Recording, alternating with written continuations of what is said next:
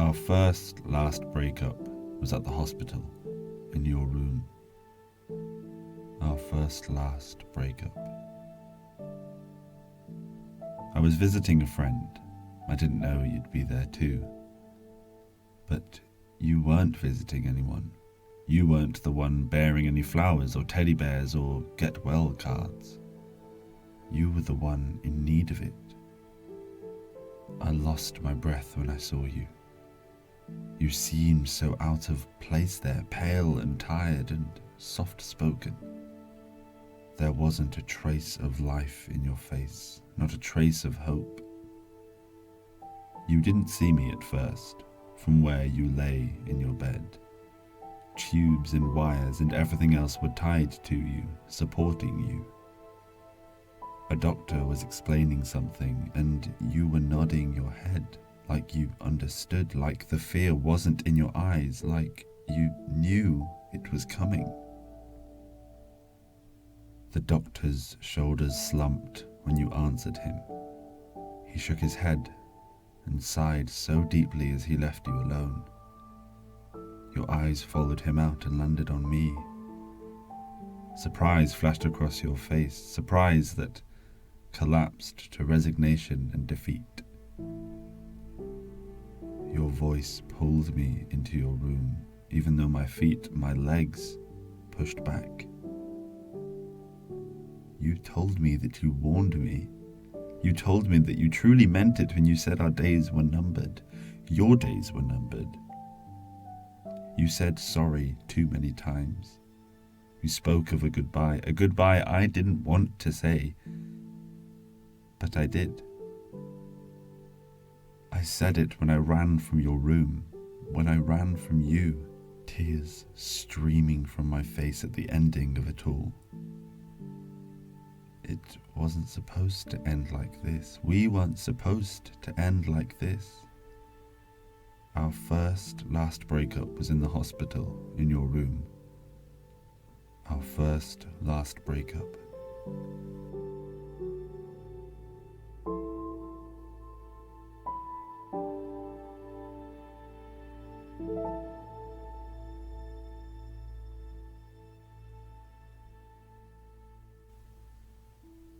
My favourite place was the loud, lively, loving home.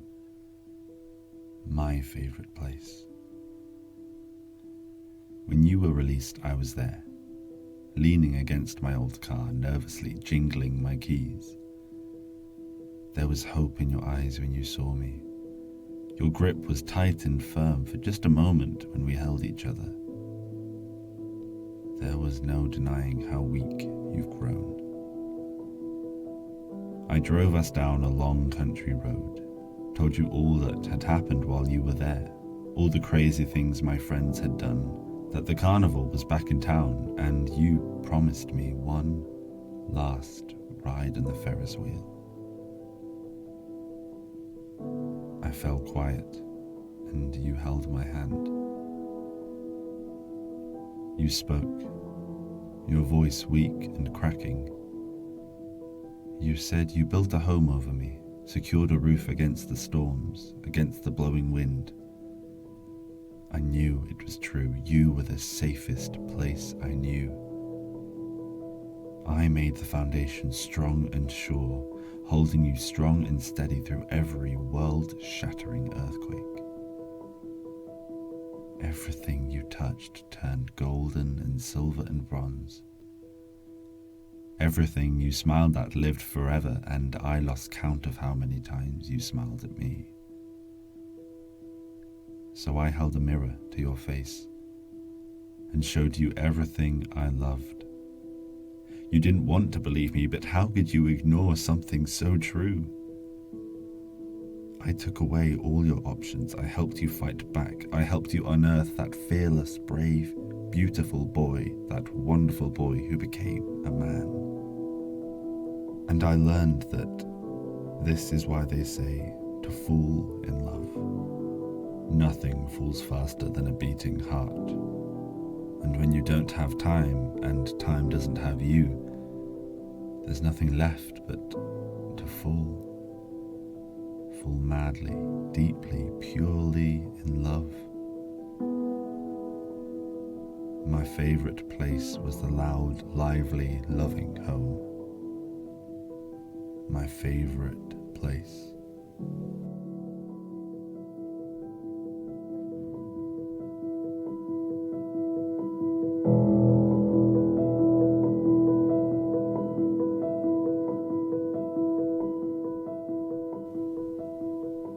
It was the greatest love story to ever live. It was. We weren't easily destroyed. We weren't easily torn down. I wouldn't let us.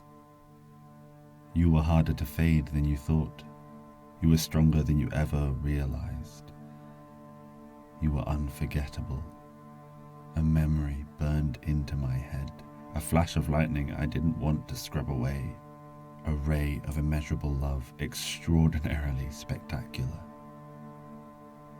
Every day was a new fairy tale with you. Every day was a once upon a time.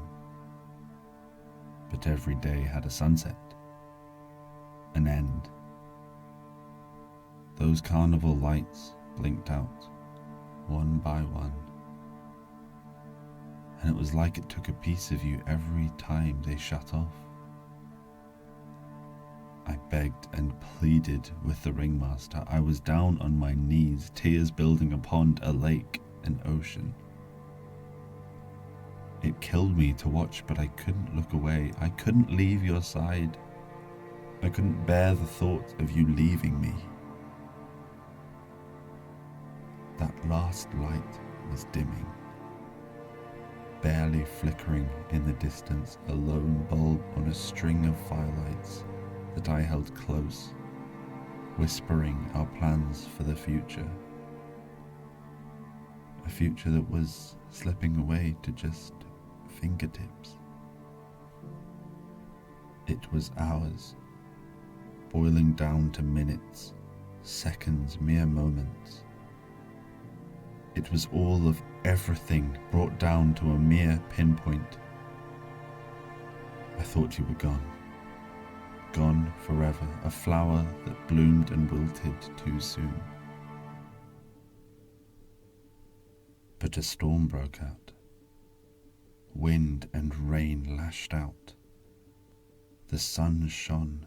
It threw its dazzling rays all around. And you breathed out. And you breathed back in. And it became a rhythm that grew stronger with the opening of your eyes and the closing of your fingers around mine. It is the greatest living love story. It is.